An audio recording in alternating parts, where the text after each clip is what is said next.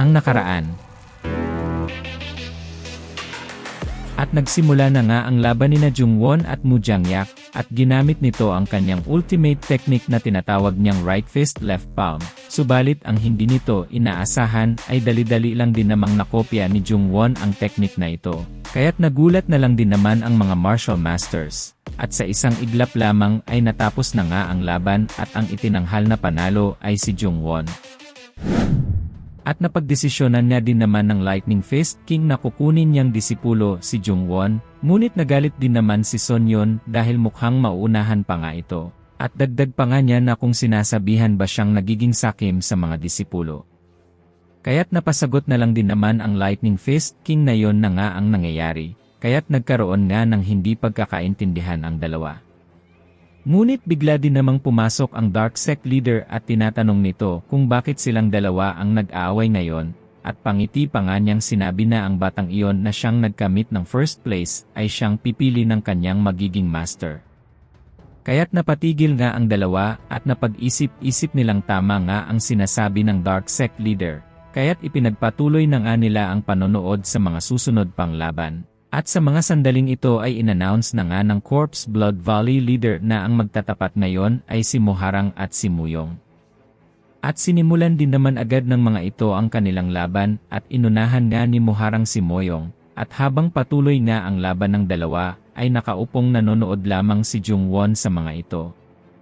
At mayroon din naman siyang narinig na nagsasalita, kaya't napalingon ito para hanapin kung sino yon. Kaya't ginamit din naman agad ni Jungwon ang kanyang enerhiya upang ma-detect kung sino ang taong iyon. Kaya't naispatan din naman agad ito ng ating bida, at nagugulat na lang din ang Sound Master dahil nahanap siya agad nito. Kaya't mas lalo nga itong naging interesado kay Jungwon, at pinuri din naman agad nito ang ating bida, at humahanga siya na nakita niya agad ang Sound Master. At nagtataka din naman si Jungwon kung bakit niya ito nakakausap nang hindi ibinubuka ang kanyang bibig, at sinabi nga nito na mayroong acupoint sa ugat ng iyong dila at makakagawa siya ng mga vibration. At dagdag pa nga nito na naniniwala ang Sound Master na magagawa agad ito ni Jungwon, kaya't napangiti na lang ito at sinabing kung ganito nga ba. At napabilib nga ang Sound Master dahil nakuha agad nito ang kanyang tinuro. At ang tawag sa technique na ito ay Secret Sound Transmission. At direkta din namang sinabi ng babae na gusto niyang maging disipulo si Jungwon, at kung siya ang pipiliin nito ay para siyang magiging emperor sa Sound Valley dahil puro mga babae lang ang nakatira doon. At kung tanggihan naman siya ni Jungwon, at ang kukunin nitong disipulo ay ang kanyang kapatid na si Yeochon, at paglalaruan niya ito hanggang sa patayin niya sa huli. Ngunit pumayag din naman si Jungwon at nagulat niya ang Sound Master sa sagot nito, at dagdag pa nga nito na ayos lang at si Yeochon ang kanyang kabayaran sa pagtuturo sa kanya ng teknik. Kaya't napapaisip na lamang ang Sound Master kung nababaliw na nga si Jungwon, habang patuloy pa din naman ang laban at ang ingay sa paligid ay mas lalong lumalakas. At dahil doon ay biglangang nagising si Mu Jangyak, at ngayon palang pumasok sa kanyang isipan na siya nga ay natalo. At kinomfort niya siya ni Yeochon na kahit gayon pa man ay ibinigay nito ang lahat ng kanyang makakaya, subalit tumayo din naman agad ito at parang mayroong gagawin. At ito nga ay nagtungo sa harapan ni Jungwon, at biglang napaluhod sabay sigaw na siya ay natalo kaya't si Jungwon na ang kanyang master ngayon. Kaya't nabigla nga si Yeochon kung ano ang pinagsasabi ni Mu Jangyak sa ating bida. Ngunit sa mga sandaling iyon ay natapos din naman ang laban ng dalawa at nanalo si Moharang, at tinawag din naman agad kung sino ang mga susunod na lalaban at ito nga ay si Yeochon at si Yomga. At tinawag din naman agad nito si Moharang, sabay sabing mag-ingat at huwag siyang didikit-dikit kay Jungwon sapagkat ginagawa niyang taga-sunod ang lahat ng nakapaligid sa kanya. Ngunit sinagot din naman agad siya ng babae na huli na ang lahat, at nagbigay-pugay din naman ito kay Jungwon at sinabing siya ay nakabalik na. At galit na galit niya si Yeochon sa ating bida, at pasigaw pa nitong sinabi na kung ano ang kanyang ginagawa, at sa sobrang galit nga nito ay patuloy pa din ang kanyang pagsisisigaw. Subalit tinawag din naman agad siya ng Corpse Blood Valley leader, dahil magsisimula na ang kanyang laban, at pinapupunta na siya sa stage dahil naghihintay na si Yomga. Kaya't wala na nga itong magagawa at siya ay susunod na lang, at hindi nga maipaliwanag ni Yeochon kung bakit biglang nag-iba si Jungwon at ito ay nagkaroon ng napakapambihirang talento kaya't ngayon ay pinag-agawan na nga ito ng mga tao. At ikinumpara nga nito ang kanyang sarili sa kanyang kapatid, na kung makakaya ba niyang pigilan ang mga plano at ginagawa ni Jungwon. Subalit sa isang saglit niya lang din ay makikitang napatumba niya si Yoonga, at idineklara nga siyang panalo sa ikatlong laban na ito. At ang mga napansin niya ng mga martial masters ay magaling si Yoonga at kayang-kaya niyang kontrolin ang kanyang mga skills. At si Yeochon naman ay kulang pa sa experience, ngunit mataas ang kanyang tiwala sa kanyang sarili. At kahit gayunpaman ay natalo din naman ito ang kanyang kalaban, ngunit mayroon niyang napansin ang mga master sa ikinikilos ni Yeochon. At bigla nga siyang nakaramdam ng kakaiba sa kanyang katawan, kaya't nagtataka na lang ang mga martial masters dahil dumoble nga ang enerhiya nito at ang hinala nila ay ginamit niya ang isang ipinagbabawal na teknik. Kaya't naghanda sila na pigilan si Yeochon kung sakaling magwala ito at hindi niya makontrol ang kanyang sarili. At habang inuusisa ni Jungwon ang laban ay napasabi pa nga ito na patay na siya. At bigla ngang in-announce ng Corpse Blood Valley leader na patay na si Yoonga at wala na silang magagawa pa sa kalagayan nito. Kaya't nagulat na lang din naman ang mga martial masters pati na din ang mga kalahok na nanonood, ngunit mas matindi din naman ang pagkabigla ni Yeochon. At tinignan niya muli ng Corpse Blood Valley leader ang katawan nito, dahil nga pati ang mga ugat ni Yoonga kung saan siya tinamaan ng atake ni Yeochon ay sumabog at nagkalasub-lasub. At wala din naman ng pakialam si Jungwon sapagkat sabi pa nga nito na siya ang may kagagawa ng lahat ng ito, dahil ginamit nga ni Yeochon ang Peking cultivation technique na kanyang itinuro dito.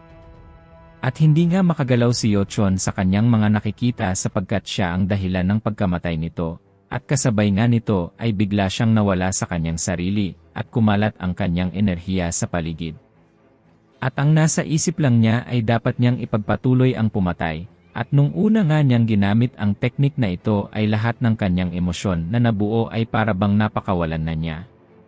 Ngunit sa ngayon ay naintindihan nito na ang lahat ng iyon pala ay mag-udyok sa kanya upang mas pumatay pa, kaya't napatawa na lang ito at mas pinakawalan pa niya ang napakaraming enerhiya.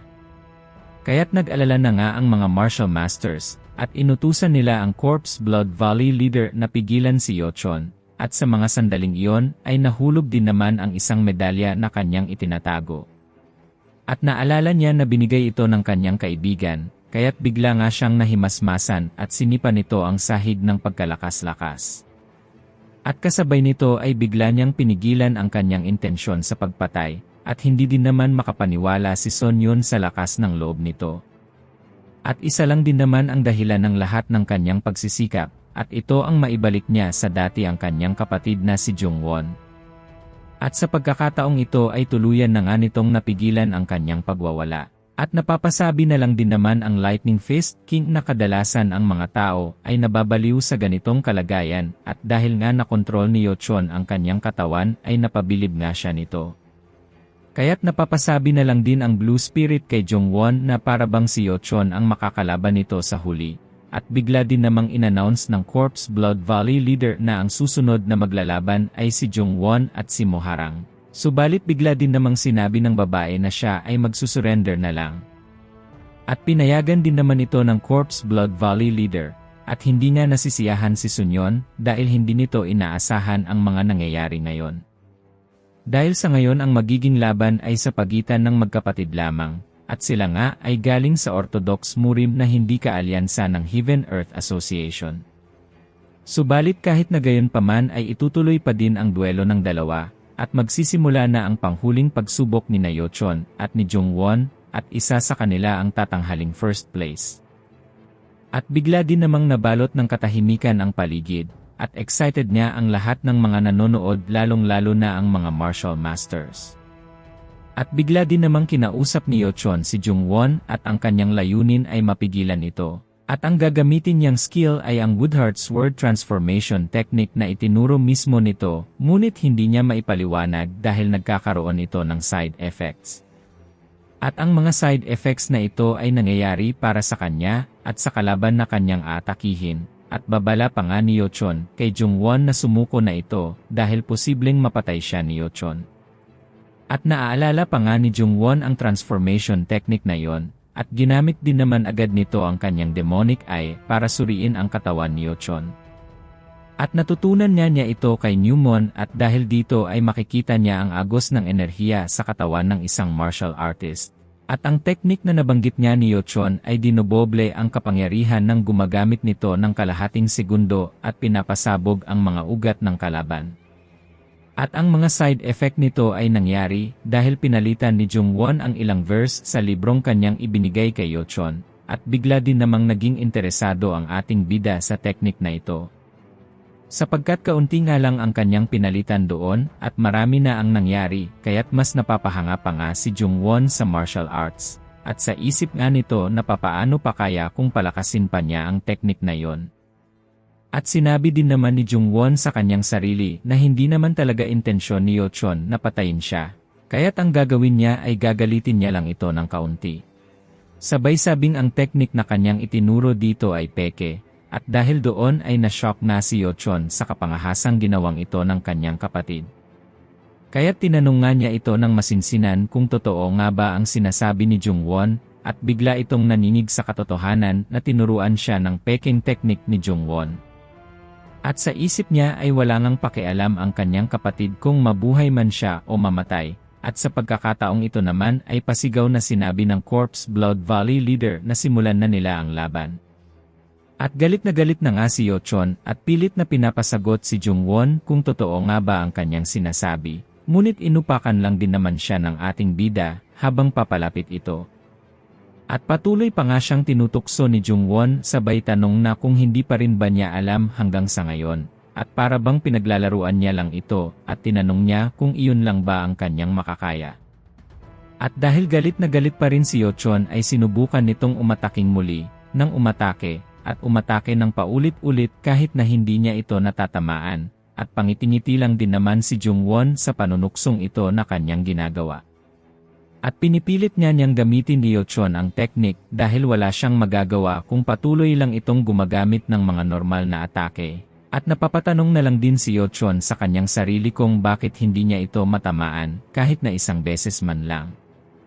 At isang malaking katanungan ang bumungad sa kanya na kung ganoon na ba kataas ang agwat ng lakas nilang dalawa.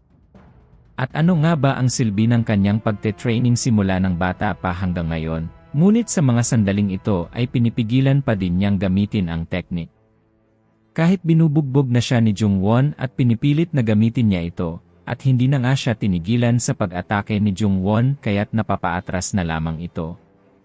At sa mga sandaling ito ay mayroong bumubulong sa kanya, at patuloy na tumataas ang kanyang intensyon sa pagpatay, at nabalot na nga ng galit ang kanyang isipan. Kaya't gumanti nga siya ng isang suntok, at pinapatigil na si Jungwon sa pag-atake nito, at tinamaan din niya ito subalit siya ay nasalag lang din naman ni Jungwon. At para bang disappointed niyang tinanong si Yochon kung iyon na lang ba ang kanyang makakaya. Kaya't inis na inis din naman si Yochon sa panunuksong ito ni Jungwon, at kahit na ano pa ang sabihin nito ay hindi niya gagamitin ang teknik na yon. Ngunit pangiti din namang sinabi ni Jungwon na tama nga ang kanyang hinala, at hindi siya mag-i-expect ng kahit ano paman para sa isang anak sa labas, at biglang huminto ang mundo ni Yochon nang marinig niya ito sa bibig ni Jungwon. At dahil dito ay unti-unti nang lumalabas ang mga enerhiya sa katawan ni Yochon. At habang nangyayari ito ay napapasabi din naman siya na dati pa lang ay hindi na siya nagtitiwala kay Jungwon na tuturuan siya ng teknik na yon. At mukhang nagtagumpay na nga si Jungwon sa kanyang panunukso dito, at nagsisimula ng dumoble ang enerhiya ni Yochon, at hindi pa nga iyon ang katapusan dahil nagtripli pa nga ang kanyang enerhiya sa kanyang katawan. Kaya't napapangiti na lang din si Jungwon dahil sa wakas ay makikita niyang muli ang teknik. At sa ngayon ay ganap nang ang ginamit ni Yochon ang Woodheart technique at mas malakas pa ito kaysa sa noong una niya itong ipinakita. At dahil dito ay napasigaw nga si Sonyeon na itigil na nila ang laban sa ngayon sapagkat mayroong mamamatay sa kanila, at nagsimula ngang lapitan ni Yochon kung saan nakatayo si Jungwon. At nagsipagtalunan din naman ang mga martial masters patungo sa stage upang mapigilan ang maaaring malagim na mangyari. At sa sobrang lakas nga ng teknik na ito ay nag-iwan si Yochon ng wasak-wasak na daanan. At sa ngayon ay napakabilis nga nitong sinugod si Jungwon, ngunit nakatayo lang din naman ang ating bida at naghihintay kung ano pa ang kanyang magagawa. At nagsimula din namang gumalaw ang Corpse Blood Valley leader at ang mga gwardya upang pigilan niya ang laban, subalit parang huli na ang kanilang pag-react sa ataking ito ni Yochon.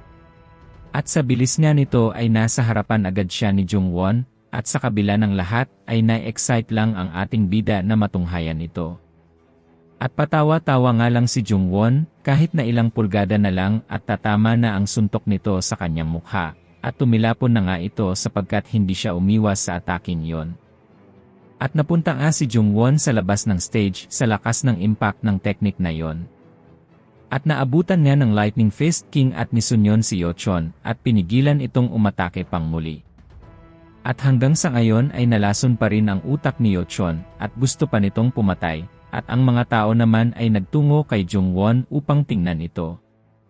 At siya nga ay nakahandusay, at bigla din namang iminulat ang kanyang mga mata sabay sabing medyo masakit din pala ang suntok na yon. At itinaas nga ni Jungwon ang kanyang kamay, at nagsimulang maapektuhan ang kanyang mga ugat ng side effects ng Woodheart technique. At pangiting sinabi sa kanyang sarili na sa wakas ay nakuha na niya ang technique. Subalit sa kabilang banda ay nangangamba din naman ang mga martial masters para kay Yochon, at kung magpapatuloy ito ay posibleng ikamatay niya, at tumulong din naman ang Sound Master upang pakalmahin si Yochon. At hinawakan nga nito ang kanyang tenga at inadjust ang enerhiya ni Yochon, at sa wakas ay napatigil na nga ito. At naging stable na nga ang kanyang kalagayan, subalit sabog-sabog pa din naman ang mga ugat nito kaya't kinakailangan niyang magpahinga ng matagal. At bigla nga nitong naalala si Jungwon at sinubukan niyang tignan ito, ngunit laking gulat ni Sunyon nang nakakatayo na nga siya. At hindi pa rin naman ito mapigilang mamangha sa abilidad ng ating bida. At unti-unti niyang napatayo si Jungwon habang inuusisa ang kalagayan ng kanyang katawan. At napatanong din naman ang Corpse Blood Valley leader kung kumusta na ba ang kalagayan ni Jungwon, at bigla din naman nitong sinabi na sinasadya niya lang na magpatama. Kaya't napatanong na lang din ang Corpse Blood Valley leader kung bakit niya ginawa yon, at sinabi din naman ni Jungwon na gusto niyang kunin ang teknik at nandirito na ito sa kanyang kamay ngayon. Kaya't napapatulala na lang din ang Valley leader sa ginawang ito ni Jungwon, at dagdag pa nga ni Jungwon na pinapagana niya lang ang teknik sa isang parte ng kanyang katawan para hindi siya mawalan ng kontrol sa kanyang sarili. At hindi din naman maipaliwanag ng Corpse Blood Valley leader ang abilidad ng ating bida sapagkat nakopya agad nito ang teknik, at sa isip niya ay mas lalakas pa nga ito sa kaunting panahon lamang. At malalagpasan pa nga nito ang kanyang pangako na maabot niya ang level ng evolutionary realm sa loob ng 2 taon lamang. At pinangalanan nga niya ang bagong teknik na ito na Reversing Blood Evil Arts, kaya't napapasabi na lang ang Valley leader na palagi nga siyang napapamangha sa mga ipinapakitang abilidad ng kanyang master na si Jungwon. Ngunit napatanong din naman si Jungwon kung ano ang nangyari sa kanyang kapatid. At sinabi din naman ng leader na wala naman na siyang dapat ipag-alala dahil napigilan na ng mga masters ang sabog na ugat ni Yochon. At wala na din namang pakialam si Jungwon dahil nakuha na niya ang teknik. At doon ay natapos na nga ang panghuling pagsubok ng Corpse Blood Valley, ngunit mayroon silang problema at ito ay kung sino ang nanalo sa dalawa. At sinasabi nga ni Sunyon na dapat nanalo si Jungwon dahil kung nagpatuloy ang laban ay siguradong mamamatay si Yochon. Ngunit kinontra din naman siya ng Lightning Fist King at sinabi nito na ang pinagbabasihan nila ay ang level ng kanilang mga skill at kung sino ang napatumba ay siya ang matatalo. At dahil sa mga pagtatalong ito ng mga martial masters, ay nagbigay din naman ng solusyon ang Dark Sect leader. At hindi nila mahulaan kung sino nga ba talaga ang nanalo kaya't gagawin na lang nilang tay ang resulta ng laban. At sumang-ayon din naman ang Corpse Blood Valley leader dahil hindi pwedeng dalawa ang matalo kaya't ang dalawa na lang ang tatanghaling top trainee. At doon nga ay wala nang nagawa ang mga martial masters dahil ang Valley leader na ang nagsabi ng kanyang hatol sa laban at nakumpirma na nga na si Jungwon at si Yochon ang nanalo sa panghuling pagsubok. Kaya tinawag na nga ng Valley Leader si Jungwon, at naiinis din naman ang Lightning Fist King sapagkat sa huli ay si Jungwon pa rin ang may karapatan na pumili. At habang tinitingnan niya ng ating bida ang mga martial masters, ay napahinto ito sa Lightning Fist King at medyo napangiti, kaya't siya ay nabuhayan ng loob at sa palagay nito ay siya na ang pipiliin na maging mentor. Subalit ang hindi nila inaasahan, ay bigla din namang humingi ng tawad si Jungwon at sinabi na nahihirapan siyang pumili sa lahat ng mga martial masters ngayon. At nagtataka din ang mga ito kung ano ang binabalak na gawin ni Jungwon, at direkta din namang sinabi ng ating bida na kung ano ang mayo offer ng bawat isa sa kanya. Kaya't napapatawa na lang din si Son Yun sa pagkatusong ito ni Jungwon, dahil sa ngayon ay mag-aagawan nga ang mga martial masters, dahil sa ginagawang pakikipagnegosasyon ni Jungwon sa kanilang lahat. Shout out sa ating mga taga-suporta, lalong-lalo na kay Raymond Sibugan at Diony Fuenzalida. Maraming salamat mga idolo.